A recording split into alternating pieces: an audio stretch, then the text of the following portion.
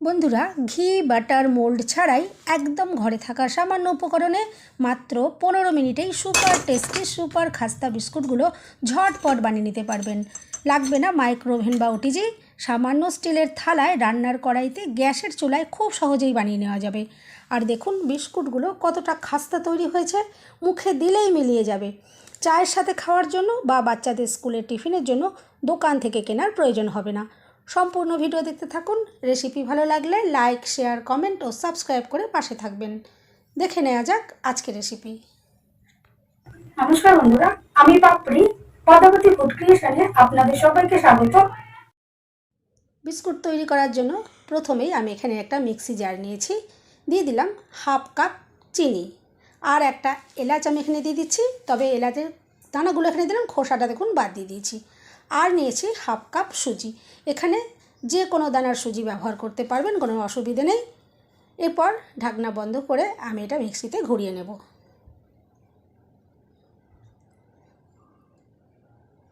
দেখুন এখানে আমি গুঁড়ো করে নিলাম। এখন এই গুঁড়োটা একটা জায়গার মধ্যে আমি নিয়ে নিচ্ছি।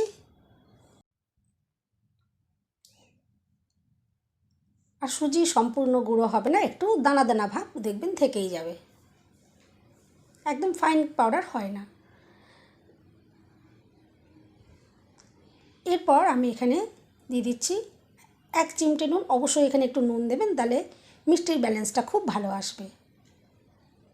আর লাগবে 1 কাপ ময়দা, আমি এখানে ময়দা দিলাম, তবে আপনারা চাইলে এখানে আটাও দিতে পারেন। এরপরে সব কিছু একটু ভালো করে মিশিয়ে নেব।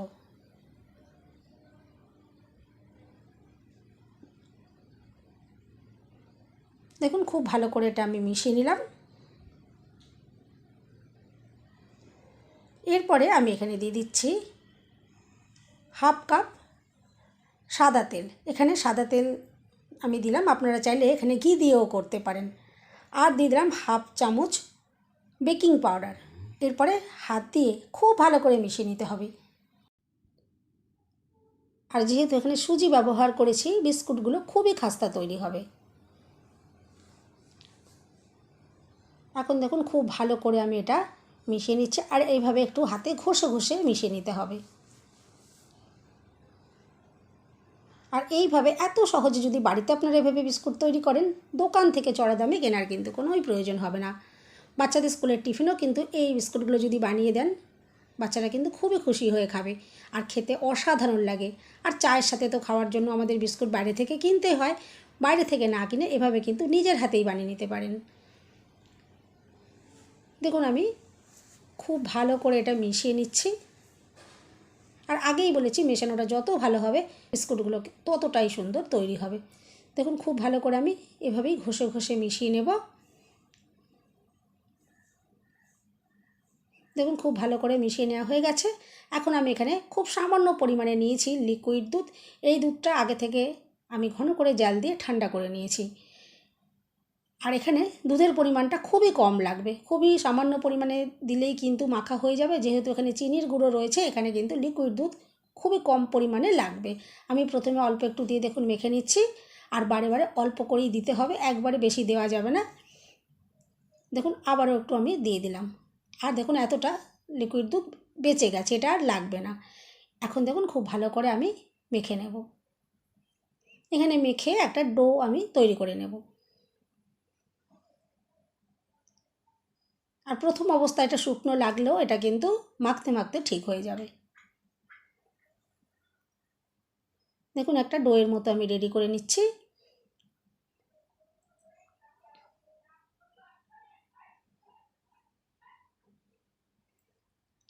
দেখুন কত সুন্দরভাবে ডোটা তৈরি হয়ে গেছে। আর এখানে আমি শক্ত শক্ত করে ডোটা তৈরি করেছি, খুব একটা নরম নয়।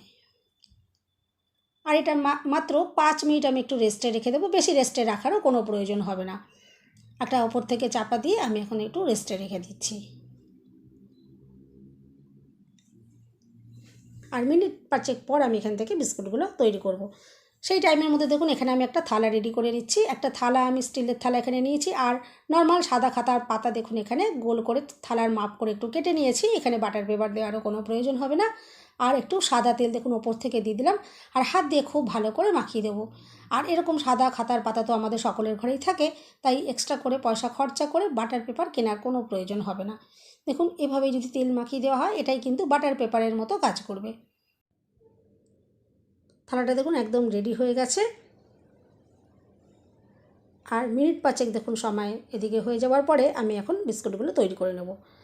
এখান থেকে দেখুন অল্প অল্প করে আমি একটু মুঠোর মতো করে নিয়ে নিচ্ছি, আর একই মাপে একটু আমি নিয়ে নেব যাতে প্রত্যেকটা বিস্কুট সমান মাপে তৈরি হয়। আর এরপর হাত দিয়ে দেখুন এভাবে একটু চেপে দিচ্ছি, আর সাইডগুলো দেখুন একটু এরকম ক্র্যাক ক্র্যাক দাগ রয়েছে, এটা কিন্তু দেখতে অসাধারণ লাগে। আমি এভাবেই তৈরি করছি, তবে আপনারা চাইলে যদি হাত দিয়ে একটু চাপ দেন এটা কিন্তু পুরো নিটল গোল একটা শেপের হবে, কিন্তু আমি আর এটাকে ক্র্যাকগুলোকে আমি ঠিক করছি না, আমি এভাবেই তৈরি করব, এটাই দেখতে বেশি সুন্দর লাগে।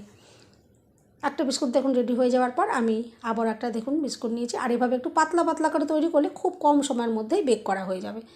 দেখুন আমি একে একে বিস্কুটগুলো এইভাবেই তৈরি করে নিচ্ছি।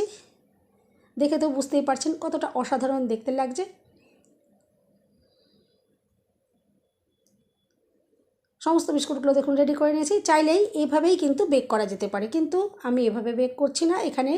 আমি এখানে চিনি দেওয়া ঘন লিকুইড দুধ নিয়েছি, আর এই দুধটা চিনি মেশানো অবশ্যই নেবেন। প্রত্যেকটা বিস্কুটের ওপরে দেখুন আমি একটু ব্রাশ দিয়ে লাগিয়ে দিচ্ছি, এতে বিস্কুটের টেস্টটা যেমন সুন্দর হবে আর কালারটাও হালকা একটু এখান থেকে আসবে, ভালো একটা কালার তৈরি হবে। আর আমি এর ওপরে যখন একটু বাদামের গুঁড়োগুলো দেব খুব সুন্দরভাবে সেট হয়ে যাবে। দেখুন লিকুইড দুধটা ব্রাশ করার পর আমি এখানে বাদামের গুঁড়ো নিয়েছি, এখানে বড় বড় দানাও রয়েছে আবার খুব ছোট ছোট দানাও রয়েছে। দেখুন এইভাবে প্রত্যেকটা বিস্কুটের ওপরে আমি লাগিয়ে দেব, আর লিকুইড দুধটা দেওয়ার জন্য বাদামগুলো খুব সুন্দরভাবে বিস্কুটের গায়ে আটকে যাবে, একটা দানা আর খুলে যাবে না। দেখুন এভাবে আমি প্রত্যেকটা বিস্কুটের ওপর দিয়ে দেবো, এতে যেমন দেখতে সুন্দর লাগবে খেতেও অসাধারণ লাগবে। দেখুন বিস্কুটগুলো এখন একদম রেডি হয়ে গেছে। এরপরে বেক করে নিতে হবে, তার জন্য একটা কড়াই আমি মিনিট 3 এভাবে চাপা দিয়ে হাই ফ্লেমে গরম করে নিয়েছি। এখন চাপাটা খুলে নিয়েছি, আর লো ফ্লেমে আমি এটা মাত্র 15 মিনিট ওপর থেকে একটা ভালো করে চাপা দিয়ে বেক করে নেবো। আর চাপাটা এমনভাবে দিতে হবে যাতে ভেতরের তাপটা কোনো মতে না বাইরে বেরোতে পারে। তাপটা যদি বাইরে বেরিয়ে যায় তাহলে বিস্কুট তৈরি হতে সময়টা বেশি লেগে যেতে পারে। দেখুন আমি ভালোভাবে একটা চাপা দিয়ে মাত্র 15 মিনিট লো ফ্লেমে বেক করে নিচ্ছি। দেখুন 15 মিনিট পর এখন দেখাচ্ছি কত সুন্দরভাবে দেখুন বিস্কুটগুলো তৈরি হয়ে গেছে, হালকা একটা কালারও তৈরি হয়েছে। আর প্রথম অবস্থায় এই বিস্কুটগুলো কিন্তু নরম নরম লাগবে, এভাবেই কিন্তু নাবিয়ে রাখতে হবে। আর নাবিয়ে রাখার পরে ঠান্ডা হয়ে যাওয়ার পর আমি আপনাদেরকে দেখাচ্ছি, দেখুন ঠান্ডা করে নিয়েছি।